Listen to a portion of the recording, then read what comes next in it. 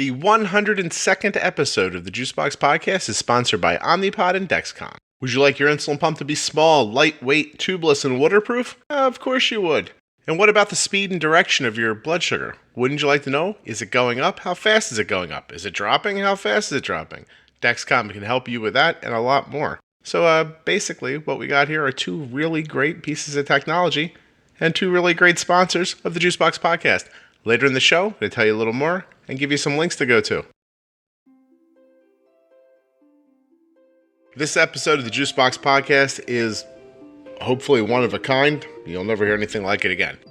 I am speaking today with Brittany Diggs. Now, you may know Brittany because for the last few days, her story has been fairly huge national news. You may have seen her on the Today Show talking about being abducted by a man at gunpoint, and then at some point being thrown into the trunk of her car where she was trapped and fearing for her life. But she was able to find the latch to open the trunk and escape. How did she find that latch in the pitch black dark? She used the light from her insulin pump screen.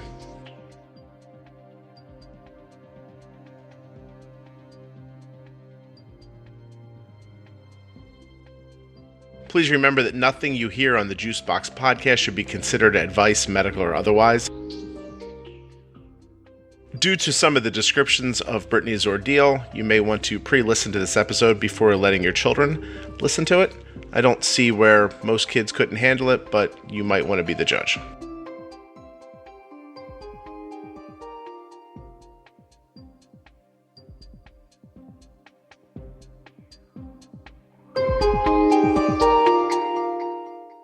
Okay. All right. So I'm Brittany. I'm from Charlotte, North Carolina. I was born and raised there.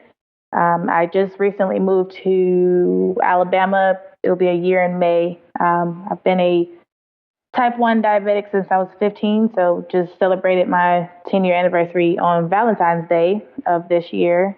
And I am a retired track athlete. Don't run as much as I used to. And I'm a nursing student. Brittany, that track athlete thing is going to come up later in our conversation, I guarantee you. Gotcha. But so, okay, you were diagnosed when you were 15 and you were, right. 9th, 10th grade, right at the beginning of high school, maybe? 9th grade. It was second semester of 9th grade. Okay. Yeah. Wow. Anybody else in the family have type 1? Did you expect it, see it coming? I didn't see it coming. I honestly didn't even know what diabetes was. I used to see like commercials for JDRF all the time, but I had no idea what it was. But I also didn't know how heavy it was on my dad's side of the family. My grandma, grandpa, one of my aunts had it. She passed away from it, well, because of it. And I have a great uncle. There's just a lot of family members on that side. And then on my mom's side, my grandfather had it. And one of my a couple of my cousins have diabetes. Now, diabetes type 2 and type 1, a mix, all type 1, what is it? Do you know? It's a mix. Some have type 1 and some have type 2. Majority of them have type 2, though. So you were going to get diabetes no matter what? Right, basically. Basically, my mom was prepared for it. Like I said, I didn't know anything about it, but she knew, I have two other siblings, and I'm the middle child. And she knew one of us was going to get it. She just didn't know who. She just felt like that was going to happen. Yeah. And right. And 10 years later, do either of your other siblings have type 1? No. Not at all. Nope. You're just a lottery winner over and over again, aren't you? Right. Yeah. Just the oddball, right? You're getting all the experiences nobody else gets. Oh yeah. So 15 years old, you leave. What kind of technology 10 years ago? Because my daughter's had type 1. My daughter Arden is 12, and she's had type 1 since she was 2. So she was diagnosed, I'm going to go March, April, May, June, July, August. She was diagnosed about 5 months after you were. Gotcha. Right? And so, when we left the hospital, it was this tiny little, what I look back on now and think of as a junky little meter, some test strips and some needles and a vial of insulin. Right. And they were like, That's exactly what it was. You go get it. Yeah. And, but I've actually been on the insulin pump since, I remember that summer they, was I was able to get an insulin pump. So I've been on an insulin pump since then. So I think it was maybe June or July of, what's that, 2005? Yeah, I've been on it. Yeah. Did your family have to kind of advocate for you to get on a pump, or was it just your doctor kind of thought that way? My doctor did. My family, of course, they were like supportive as far as like, with me being diagnosed or whatever, but they didn't push for it because none of them have one. So of course they don't know much about it. They still don't know much about it. I'm the only one that has the insulin pump in my family. I see. But I started out with the Animas pump, and I just recently switched to the Medtronic MiniMed, I think 2 years ago now. So. Okay. Do you use a CGM by any chance? I use the what? The CGM, like a Dexcom, like a glucose monitor or anything like that? Well, I just use, it's more like the continuous glucose monitor. Yeah, I do. I just got on that. I want to say, actually, it's been a year now that I've been using that. Oh, cool. So. Oh, that's great. Well, yeah. you're all gadgeted up then. You're good. Right, yeah. I'm just, everything new technology-wise, I want it. So. I firmly believe that, you don't switch just to switch, but if something's better, then you should, you don't want to be the person like a decade from now who's like, wow, I didn't know people did it like this. And you're old school in it with, your version of boiling urine to find out what your blood sugar is. Exactly. Yeah. You don't want to be like looking back going like, oh wait, I'm the only one still doing this. So, exactly. So here's my question, right? So 15 years old seems like a very specific time for a young lady. And so someone's telling you have diabetes. You sound like you were probably an athlete back then. And is this something your parents, like, did they hand it to you and go, hey, Brittany, here you go, good luck? Or did they help you with it? Or was it a mix of it? How did that first couple, like, year or so go as far as who was kind of steering the ship, I guess? Well, I was living with my mom at the time, so she was very supportive of it. Like, I feel like she was more hurt about it than I was, honestly, but oh gosh. You have a wolf. It might as well call him that. Let me get out of here. It's fine, please. There's dogs here that are going to make noise pretty soon, too. Right. He's a big American Bull Terrier, so wow. He's huge. But, but yeah. I'm sorry, Brittany, you could actually hear in his bark that he was big. Right. Oh, yeah. He's huge. It's like 80 pounds. Oh, my God. Sorry. You're fine. But yeah, like, she was very supportive throughout the whole thing. Because, like, I did take it pretty hard, but like I said, I feel like she took it harder than I did. And she, was, I wouldn't say hounding me, but she was just making sure, like, I was staying on top of, making sure my blood sugars were good, make sure I was taking my medicine. If I was feeling weird or acting weird, she was checking on that. But she also knew that I was a teenager and I didn't want my mom all in my face, but she still was respectful of, my teenage ways, but also she was like, this is important. Like, this is your health. You need to take that into consideration. Yeah. No, that sounds like a really good balance, actually. So, were you in track in high school or in school at that point? Yeah, I've been running since I was 10.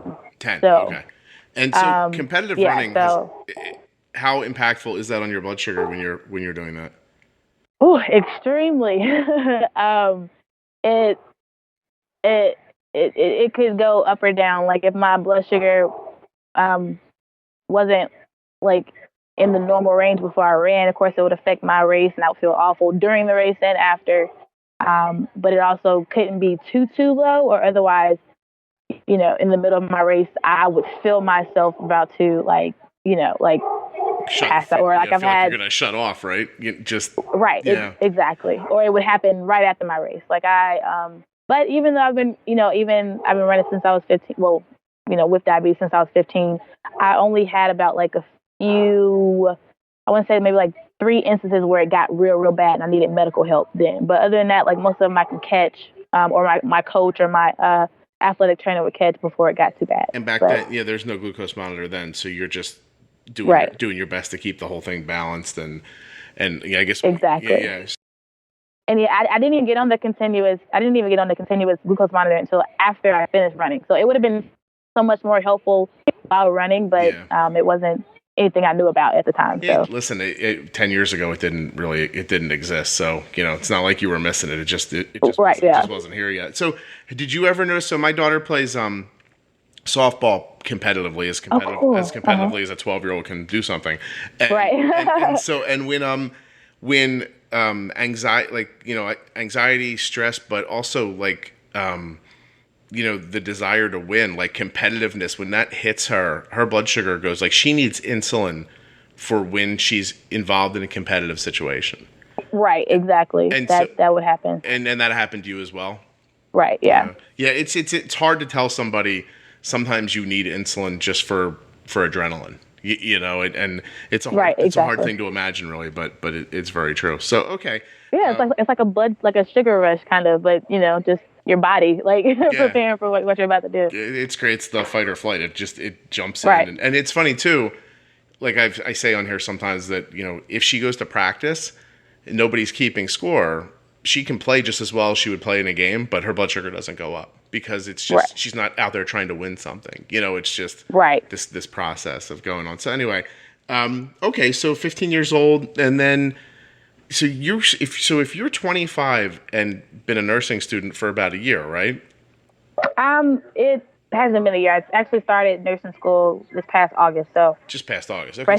Fresh in the game, yeah. So did you go to college and compete running, or did you? I did, yeah. So this is my second degree. My first degree was at Western Carolina University. That's where I ran track all 4 years, and my first degree was in recreational therapy. I'm sorry, you cut out a little bit there. Recreational therapy. Okay. And then can you hear me? Okay. I can, but there's like music in the background or something like that. Oh, sorry. Give me 1 second. Okay, guys, listen. Because of the nature of this episode, it feels weird for me to cut in and tell you like some personal story about using OmniPod or Dexcom or read an ad to you. But still, the lovely people at Dexcom and OmniPod who support the podcast would still like their ad read. So we're going to kind of meet in the middle here today. And I'm just going to tell you this. If you'd like to learn more about the world's only tubeless insulin pump, the insulin pump that my daughter's been using since she was 4 years old, you should go to myomnipod.com/juicebox. There you'll be able to put in just a tiny bit of information about yourself, and Omnipod will be happy to send you out a non-functioning demo pod. Non-functioning like you can't use it for insulin, but you can put it on your body and see exactly how it fits you, how it works, and what it would be like to wear one, and then you can make a decision if it's right for you.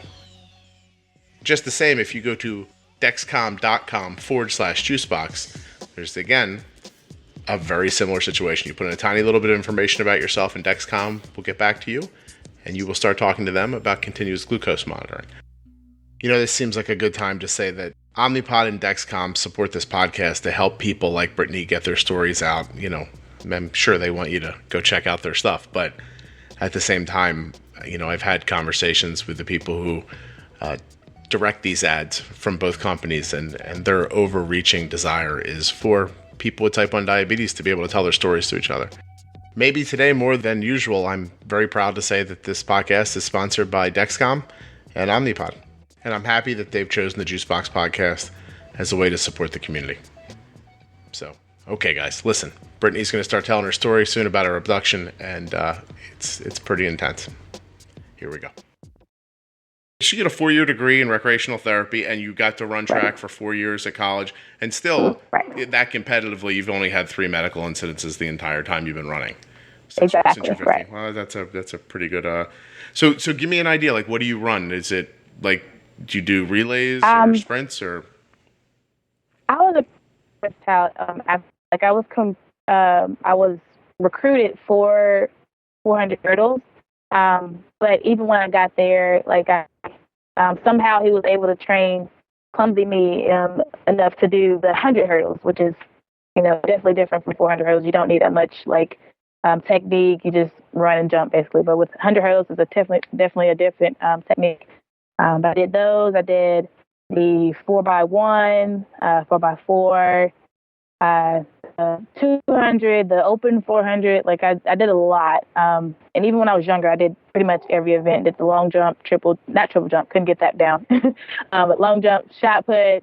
I did high jump. So pretty much I've tried everything. You've tried everything on track. If I asked you how quickly back in your glory of that time, 60 yards, how quickly could you get?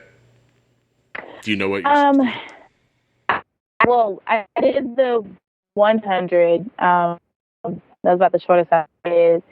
And then I want to say that's open. Hurdle time or like just the open 100? Brittany, I'm going to stop you for a second because something's interfering. So I'm going to go out on a limb and say maybe your cell phone's near the iPad. No. No. Not. No. No. Mm-mm. Are you pretty much where you were when we started talking as far as like? Yeah. Yeah. Okay. It's okay. I just you kind of your audio just went away for a second, but it's of course now that I've explained to you that it went away, it's completely back. It's coming back. Yeah, so, okay. So Don't like you hate that? Yeah. You're like if I had to just quiet it down for 1 second, it would have been. But so okay, 100 yards. How fast did you run 100 yards? I would say it was like a low 12, like 12 to 12-1-ish. Like I'm not like a really like quick person, but I was quick over the hurdle, so that was the main thing. And so yeah, because when I watch, the extent of me running fast or jumping over anything is falling down the steps. I don't do things like that, but I do watch it on television, especially like at Olympic time and stuff like that. And it is fascinating to see someone in that stride just break the stride, jump the hurdle, and hit the stride. It seems like quite a skill, so. It was intense. Yeah. Oh my gosh, that's crazy. So, okay, so you get your 4-year degree, you ran track in college, and then you went out in the world and you're like, hey, I jump over things, and people weren't excited to give you a job for that, I guess. Right. That's a tough skill to make a couple dollars with. And what made you decide to want to be a nurse? Well, I actually, I wouldn't say I always wanted to be a nurse. I actually wanted to be an obstetrician at first. So I want to be a doctor and still deliver the babies, basically. Mm-hmm. And that was my major going into college. And you have to major in a science, and I realized I don't like science. So I was like, how can I do 4 years of this? Like, I really want to do this, but I can't do 4 years of this. Like, right now, I understand. So I started thinking, I was like, okay, so what's the next best thing? Like, what can I still be, in that setting, in that delivery room? And I was like, well, I'll be a nurse. And I did a lot of research, and it was something that I really, really became passionate about, like trying to make my way to becoming a nurse. Now, the way my campus is set up at Western, the nursing program was 45 minutes away from the campus. And so there was no way for me to be able to commute and still run track. That was my main thing. Like, just give up running, because like I said, I've been running since I was 10. Do I give up running and do nursing, or do I just put it off a couple years, still, compete and do what I love, and then, pick up nursing later? And you actually did that. Wow. Right. Yes. Yeah. Only major I could switch to that did not require me to stay in school too much longer was respiratory therapy. Now, granted, I loved RT. It's definitely an awesome program, and it's something I actually considered doing. But I was like, no, I still want to be a nurse. It was still set on my heart. So I graduated and then started looking for programs for me to go to, and then here I am. And now you are there. And so you had to move away from home for your nursing degree. And you haven't been there very long, you said. So you're in Alabama now, and the rest of what we're going to talk about happened in Alabama. Is that right? Right. Yeah.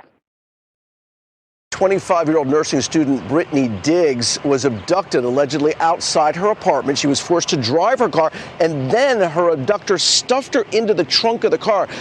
So do you live on campus, or I'm assuming at 25 you probably have an apartment somewhere? I was going to say, I have an apartment. Yeah, it's not you and some 17-year-old girl living together in a... All right, no, yeah. It's two 25-year-olds. I wouldn't even do that to me or her. Yeah, right? You probably would just not... Right. It wouldn't go well, probably. Right, it would not. Okay. So we sort of, as they say, buried the lead. We haven't really talked about, how I found you or anything like that, but... Right. But if anybody's been paying attention to the news over the last week, you are, in fact, the Brittany who was abducted and found her way free from her car trunk using the light from her insulin pump. Right. Yeah, and so we're going to spend the rest of the time, if it's cool with you, kind of talking about that because I'll tell you why. it would be easy to tell you like, oh, wow, this is sensational and people care about it, so I'd like to have you on the podcast. But that's not really what drew me to it right away. So I got up the other morning, I saw your story online, and I just read it. Like, you know what I mean? Like, I didn't watch a video, I didn't hear you interviewed, I just read it, and I told my daughter about it on the way to school.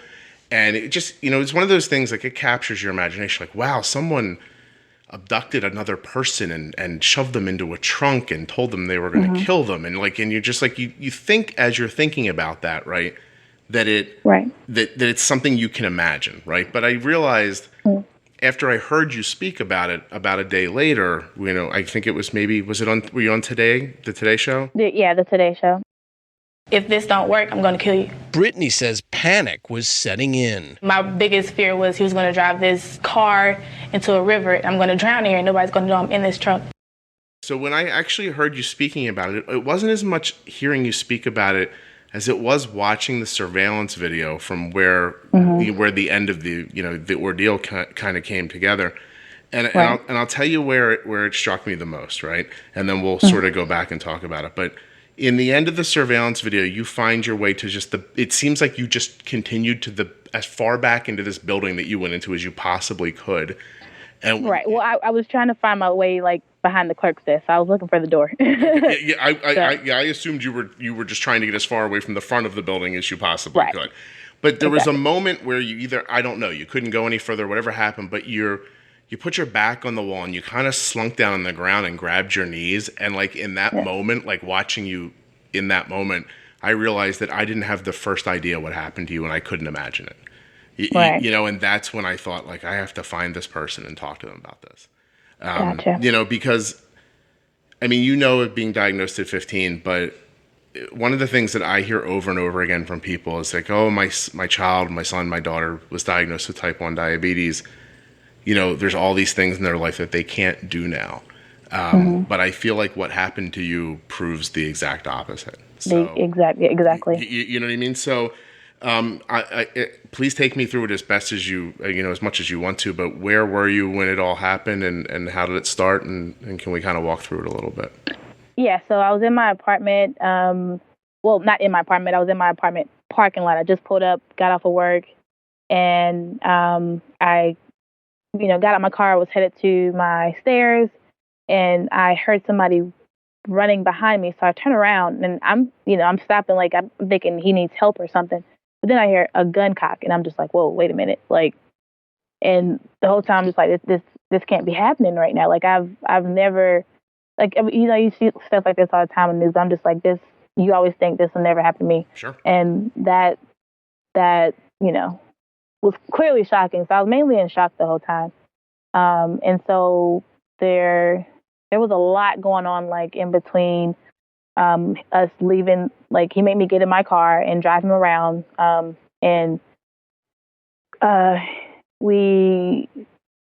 It was just a lot going on between getting in that car, driving him around, and then him making me get in my own trunk. Like, let me say this to you: like once you're aware of the presence of a gun, it just it scrambled your brain, right?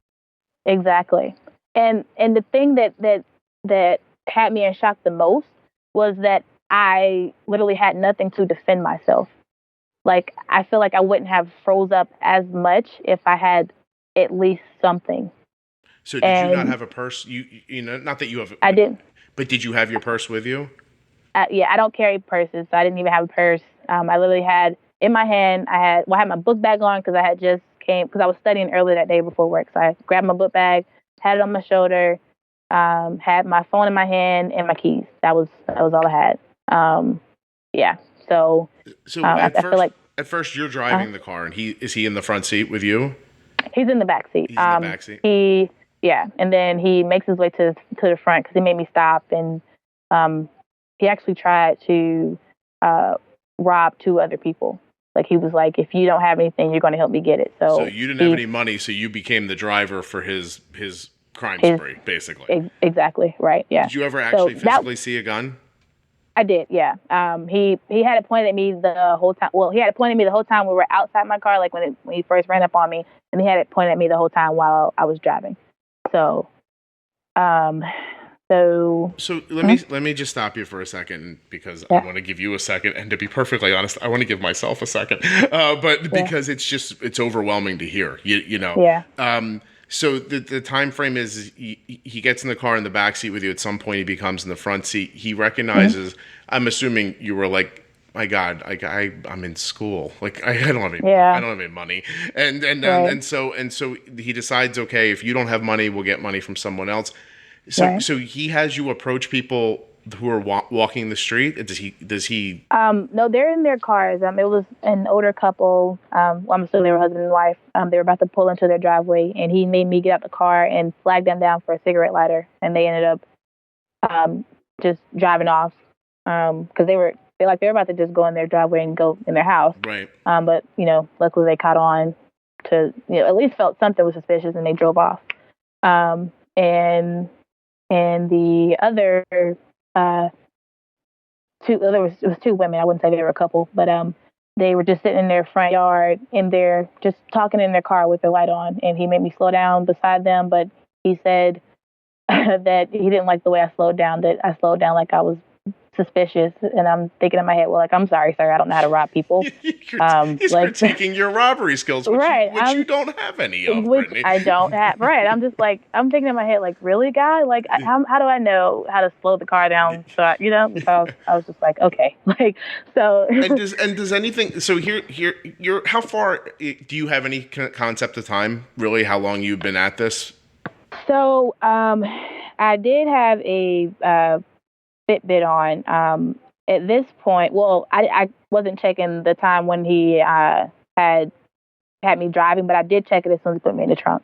And so it started about like 10:15. I think I ended up in the trunk like about like probably like 10:40ish. It was 10:40 something. Wow. Brittany, that's crazy. So, that's over a half an hour of being in the presence of a person who's pointing a gun at you. Exactly. Like, it was, like I said, it was a really, really long night. Yeah, like, no kidding. And I just wanted it to be over. Yeah, right. And let me ask you this. So, everyone who has diabetes leaves the house pretty much with the same thought in the back of their head, right? Like, do I have, is there a juice in my purse or candy, or do I have a way to like stop my blood sugar from getting low if I have to? And it's something that people, I think it's omnipresent. Like, you don't think about it, but it is a consideration for you when you go out the door. When something this horrific happens to you, does it overpower that? Do you not even did you ever once during this thing think, I have diabetes? Like, I wonder if I'm okay or did it just never come into your head? I did, actually. And the crazy thing is, like, before he put me in the trunk, he patted me down, checked my pockets and all that stuff. And he patted where my insulin pump was in my pocket. And he was like, "What is that?" I was like, "Please don't touch that. I have diabetes. Like, if you take it off, I'll get sick." Like, that was, because he was going to take it. Yeah. Right. But at the time, I wasn't even thinking about the back. Like, I was really just thinking, like, please don't take this off. I don't know how long this is going to go on. I really don't want to get sick. Like, right. Because if he takes sick, or you don't, I guess you're not thinking about it in the moment, but in hindsight, looking back, this went on for, hours. It could have gone on for days. He could have taken you somewhere afterwards. And so you tried to just minimize the idea of what this thing was, because it's not like you were about to give him a lesson in insulin and how it works in your body, right? But just you gave him the idea of like, look, you can't take this from me. Right. Exactly. But that didn't stop. I guess he's in too far at that point. Like, it's, it's not like he's going to go, "Oh, I didn't realize you have diabetes. My grandmother has diabetes. Why don't you go ahead and go home now?" He didn't find like a connecting moment with you or something like that. It was like, "Oh, I'm so sorry." But so, okay. So at some point, he becomes, obviously his plan, or the lack of a plan, is showing itself, and you get literally tossed into the trunk of your own car. Right. And so now, what is he doing now? Driving around trying to use your ATM card, or? Yeah. Well, I had my wallet hidden under my seat, but I guess because like he was driving pretty fast and like having to stop a lot and all that stuff. So I guess all the commotion caused my wallet to slide from under the seat. And so, by then he's like, "Why do you have all these cards in your wallet? Like you've been lying to me." And I'm like, "Okay, just take the money." Like I didn't want him to get any madder than he was, because he was already mad about the failed, robbery attempts. And so. And how bad you are at slowing down. Right, Right, exactly. right. So I'm just like, here, just, take it. I don't have much on there, but this is what I have. And so we went to a couple of gas stations. That gas station wasn't even the first one I went to. And he couldn't get, much out. Well, the card wasn't working. I have no idea why, but it wasn't working. It wasn't letting get anything out. And the most he could get out was $100. And so, he's upset about that. And like I said, this is about after the second gas station we've been to, he's like just calling out all kinds of threats, like, and of like killing me or like sexual acts and stuff. And I'm just like, okay, I have to get out of this trunk, like, because I'm just, and that's pretty much when the panic set in, when he put me in the trunk, because I was in the dark, no idea where I'm at, who this man is, where he's driving to, like, and I just, I panicked. I did. I started like hyperventilating and crying. Like, I just didn't know what to do. But then I finally calmed myself down. I was thinking like, okay, I have to get out of this trunk. But I didn't know how. So like, I knew like the back seat of the car, would fold down if needed to. But I'm like, I don't think you can do that from the inside of the trunk. So I was, like trying to make sure I could, if you could or not, without trying to make any noise or anything. And that, of course, didn't work. And so I'm like, okay. And then I'm laying there and I'm thinking, and I'm like, I remember seeing a video on Facebook, like, hey, like there's trunk latches, like if you ever need to get out, like there's a trunk latch. And I'm like, but I remember it saying it glows in the dark. And I'm looking around like there's literally nothing glowing in the dark. Yeah. Nothing glowing in the dark. So I'm like, crap, I don't have one. But I'm like, I'm still gonna look around for something like a crack somewhere where maybe I can, get through it or anything like that. But I'm like, like I said, still laying there. And then I got the idea like to use the backlight on my pump. Like and it's not a bright light at all, but it was bright enough to light up, so like I literally had to put it against the wall of the trunk to find everything. Right. That's how dim the light was, but it was enough light for me to see. And you found that latch eventually. Right. So let me go back a little bit and ask you a couple questions, because you said some pretty interesting stuff in there. So when you were with him in the car, and it was even though it was a completely screwed up, effed up situation, it was still a human situation. There's this angry person, and you were having, but as soon as he took you away from him and put you in the trunk, without having to deal with him moment to moment, that's when I was able to think, right? Yeah. And so you panicked, you pulled yourself back together, and then you were able to really start thinking about yourself. Let me ask you, when he starts saying, if we're not going to find money, I'm going to kill you, or like you were saying also, I'm assuming he was saying some fairly unpleasant things about assaulting you. Right. And so when that's happening, does that ramp it up for you? You're like, wow, I got to get out of here. Like, exactly. Yeah. Like I was already in panic mode. Like I said, just being in there and knowing I couldn't get out on my own. Mm-hmm. But then when he got mad, like I said, because it wasn't working, and he's like, all right, we're going to try one more ATM. And I'm just like, okay, like I need to get out of this trunk. Yeah, like, I don't know how, but I need to get out of it. Like, so there's, I'll try to find the video and link it to a blog post or something so that people can see it. But it really is, it's horrifying to watch, because you pulled up in front of a gas station, and so there's surveillance video from out front.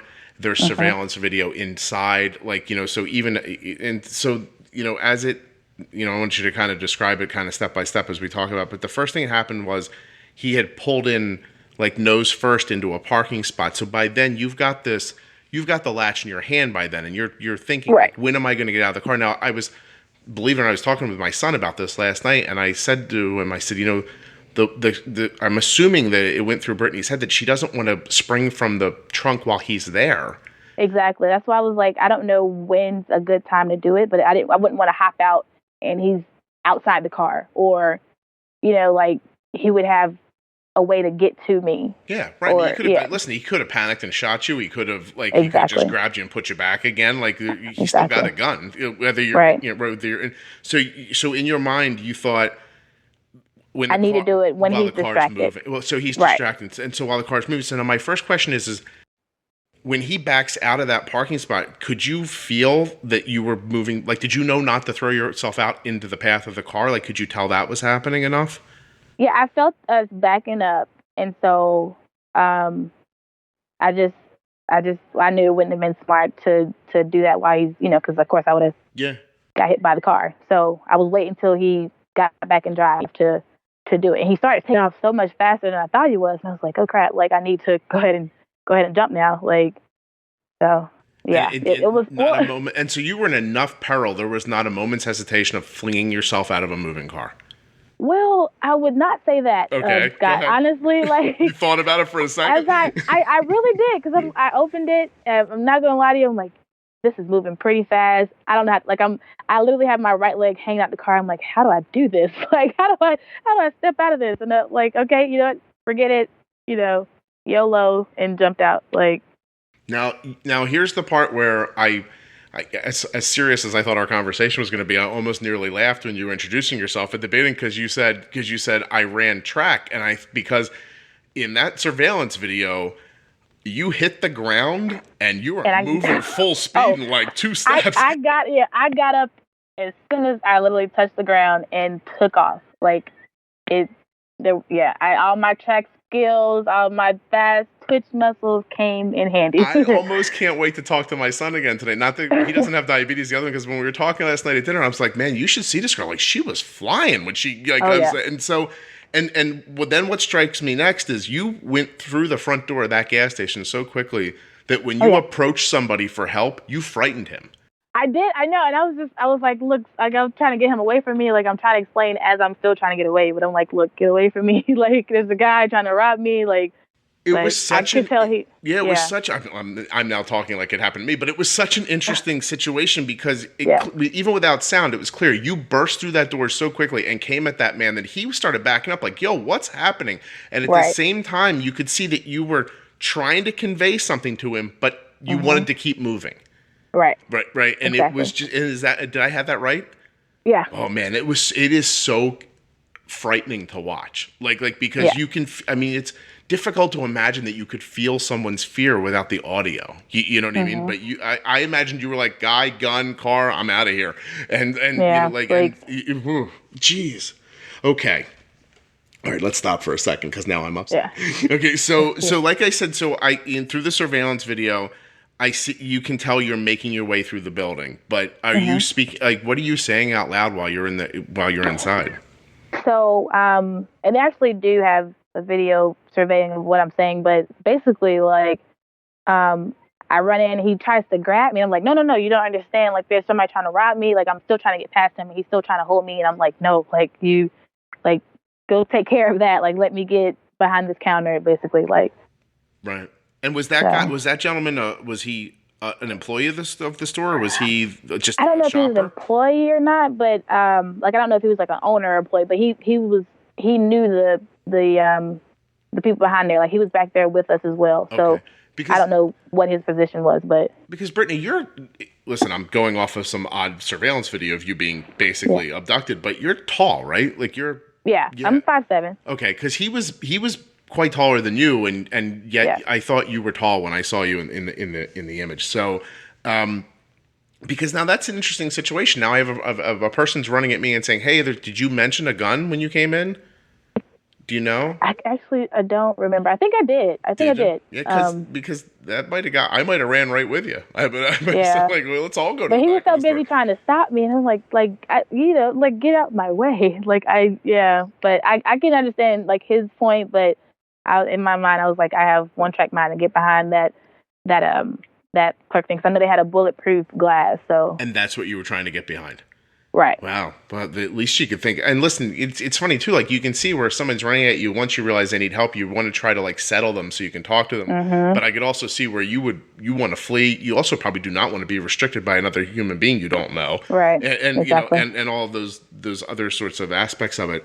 Oh my gosh. Okay. So at some point.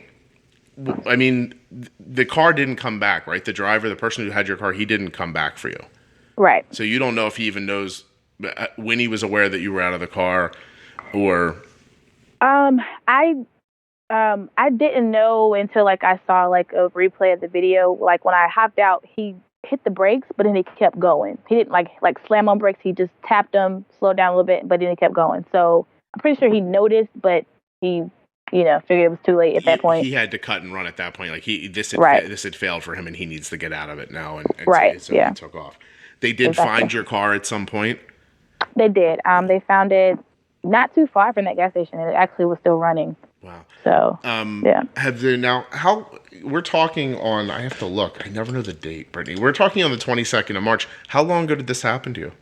The 14th. So Tuesday, last Tuesday. Jeez. Okay. And has this person been found? Did they identify them, or has anything like that happened yet? Not to my knowledge. They've been pretty much keeping me in the loop with everything, but so far, like, I don't have any information. So yeah. Well, and so what is that?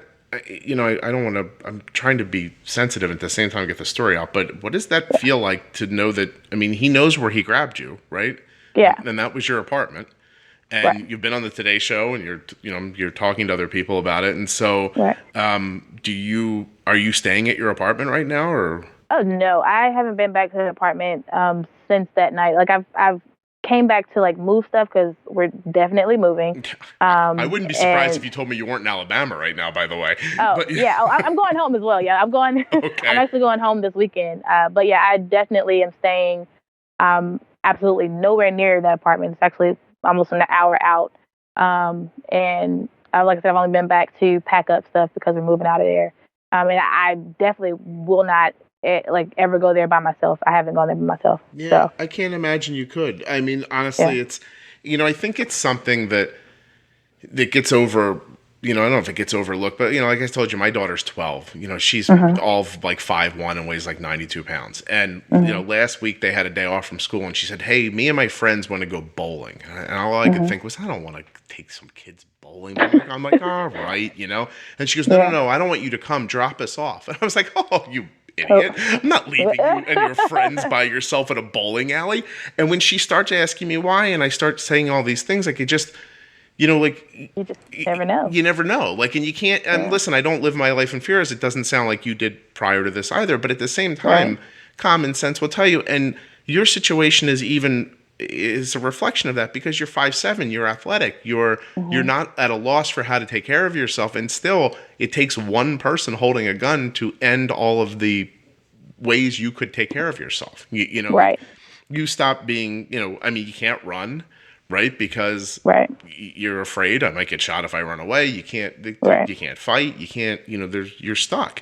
And so, I wanted to ask you, it's such a fresh idea, but are you considering the mental health side of this for yourself? Are you looking into ways to help yourself? Because I can imagine it's not going to just leave you.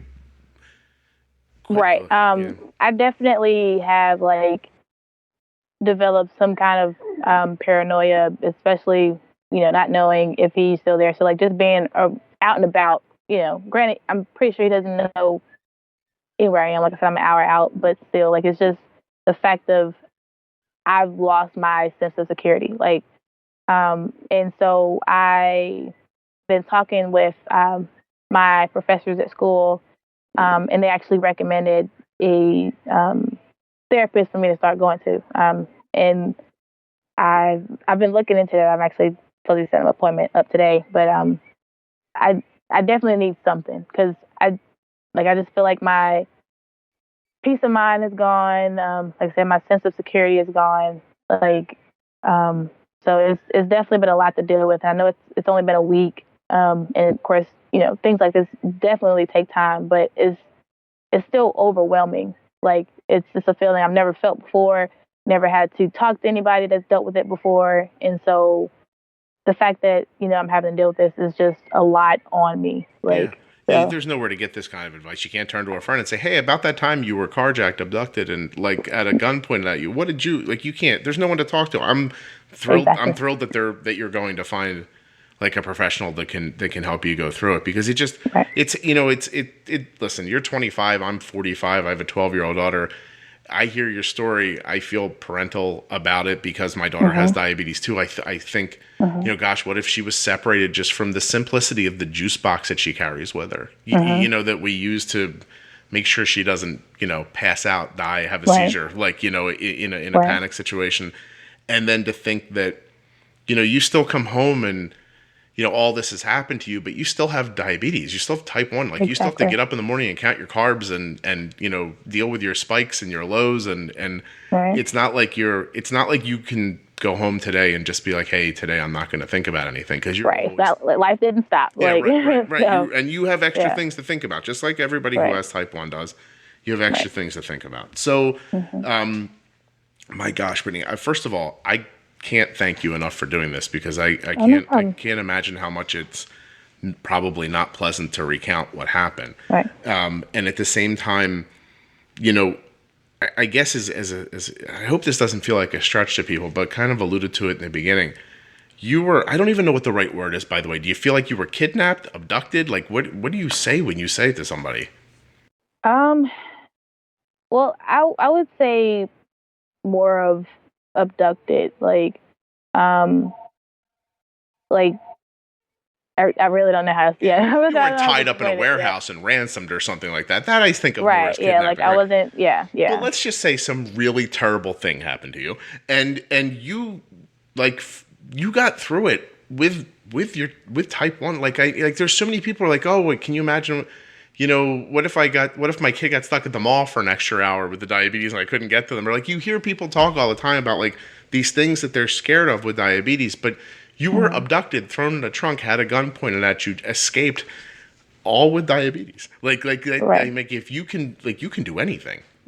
Seriously, Brittany, you really can do anything. And I bet you at the moment it doesn't feel like that, but you really can. Like if anybody can come through this, if anybody has the idea, the knowledge, like kind of the life skills of how to persevere through some really terrible stuff, maybe this is a weird thing. Maybe your 10 years with type 1 has taught you how to keep going. You know what I mean? Like, it honestly has. And like the crazy thing is, like, this, like I said, my anniversary each year is Valentine's Day, of being diagnosed with diabetes.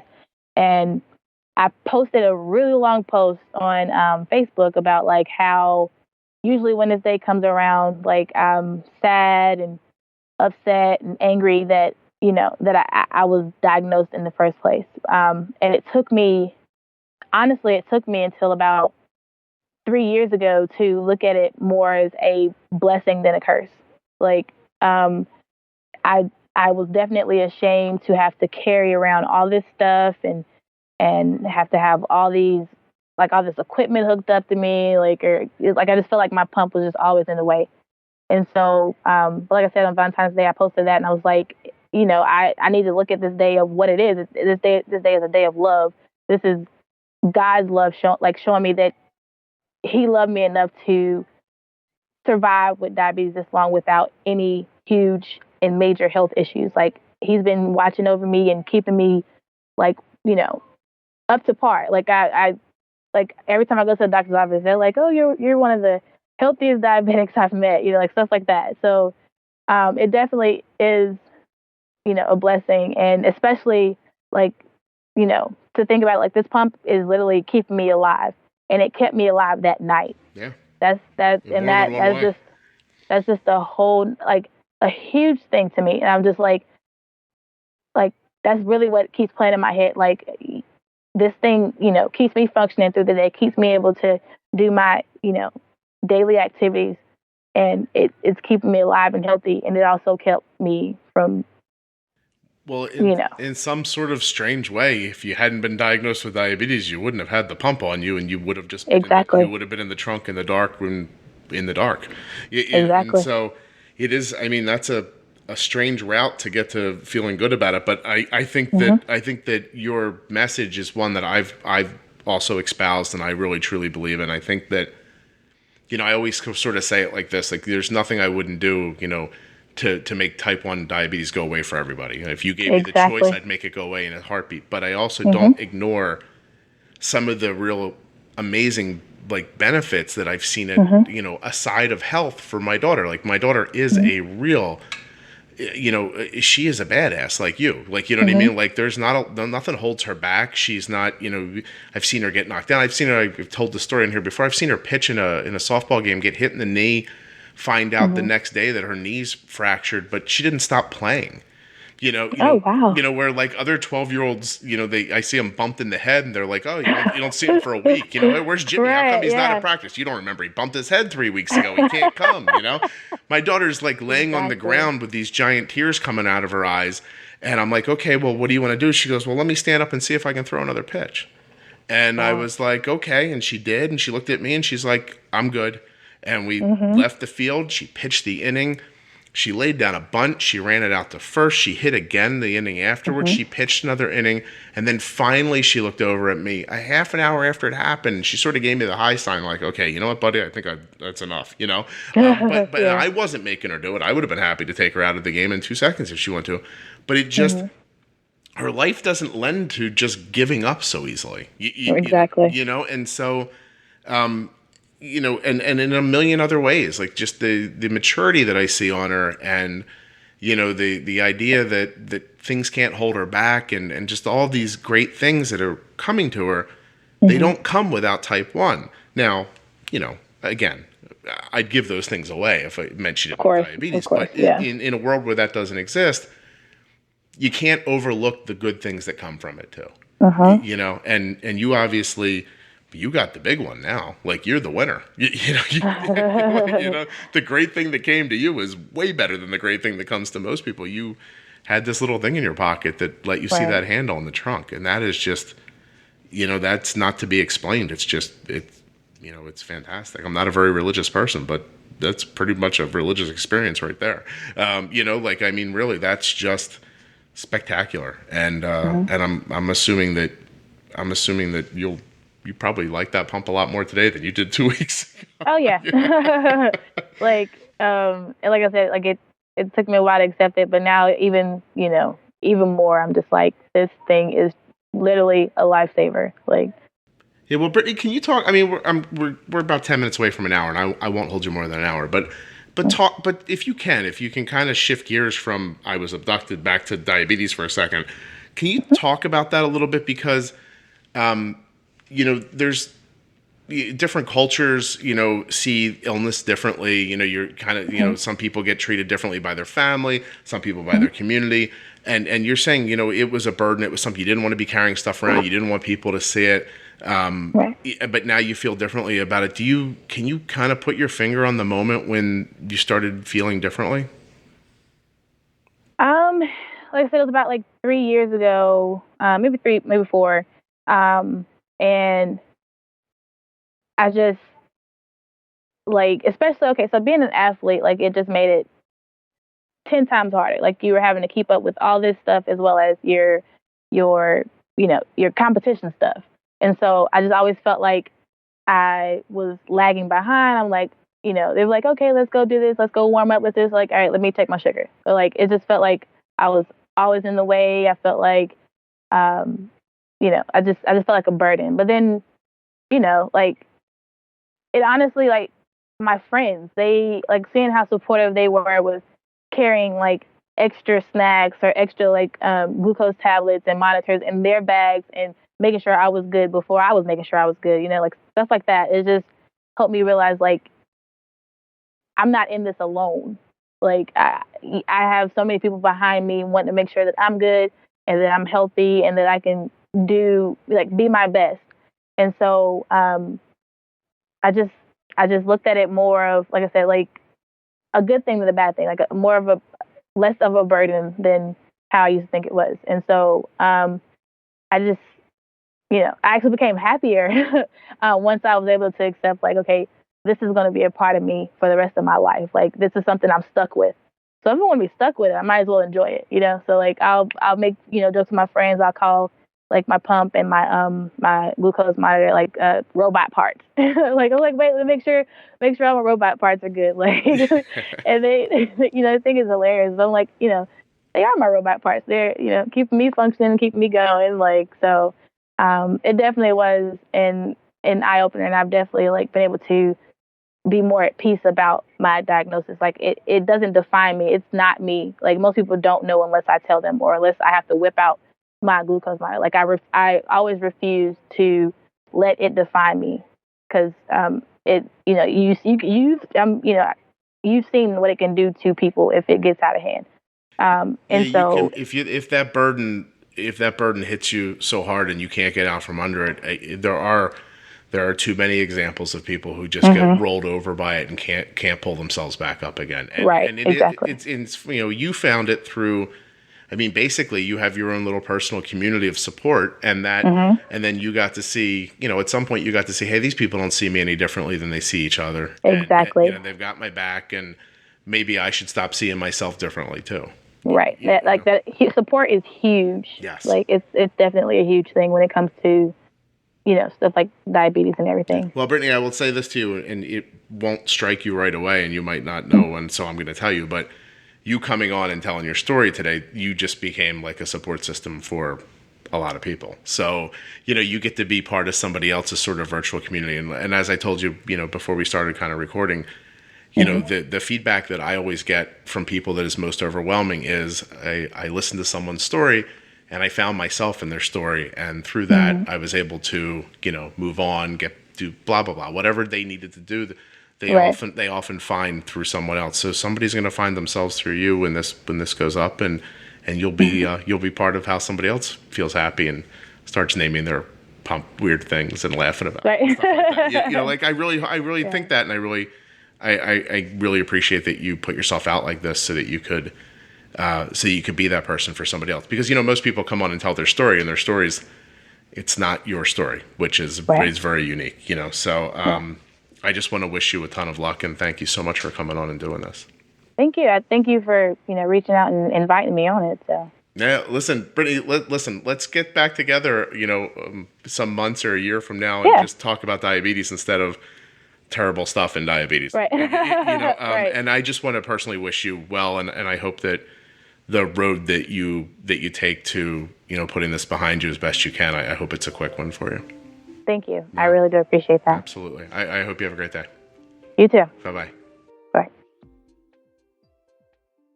Thank you so much to Brittany for coming on and sharing this incredible and scary and fresh story. There will be a link in the show notes. There's some of Brittany's friends have put together a GoFundMe campaign. Brittany's hoping to sell the car that this happened with and get a different car. I don't think it's something she wants to ever get back into again. Also, she's looking to connect with other people with type 1 diabetes, so I'm going to put a link in the show notes to her Instagram account. Thanks also to OmniPod and Dexcom for sponsoring this episode of the Juicebox Podcast. You can go to myomnipod.com/juicebox or dexcom.com/juicebox or use the links in your show notes to find out more. Don't forget to subscribe in whatever app you're listening in. If you're enjoying the podcast, please consider sharing it with a friend or leaving a review on iTunes.